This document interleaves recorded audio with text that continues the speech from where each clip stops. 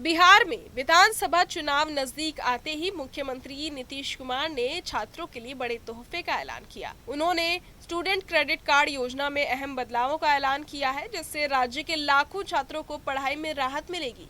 अब इस योजना के तहत मिलने वाले 4 लाख रुपए तक के लोन पर कोई ब्याज नहीं देना होगा, यानी ये पूरी तरह इंटरेस्ट फ्री होगा।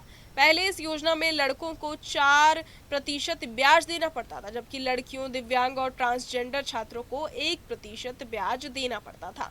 लेकिन अब सभी के लिए ये ब्याज माफ कर दिया गया है।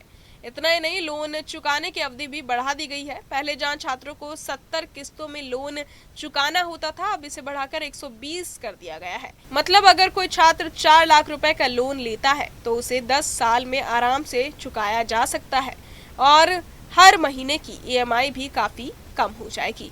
इससे छात्रों और उनके परिवारों पर पढ़ाई का आर्थिक बोझ काफी हद तक कम होगा। योजना में साफ तौर पर 2 कैटेगरी बनाई गई है।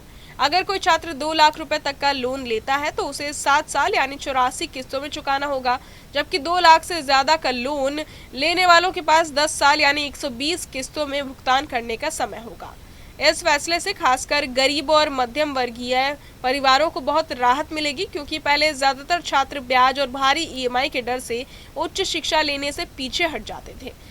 सीएम नीतीश कुमार का कहना है कि सरकार का मकसद यही है कि बिहार का कोई भी बच्चा सिर्फ पैसों की कमी की वजह से अपनी पढ़ाई बीच में ना छोड़े।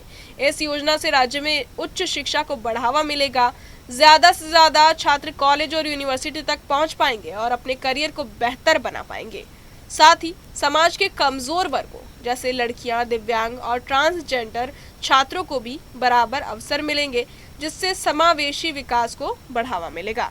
सरकार को उम्मीद है कि इस कदम से शिक्षा का स्तर सुधरेगा और इसका सीधा असर राज्य के सामाजिक और आर्थिक विकास पर पड़ेगा।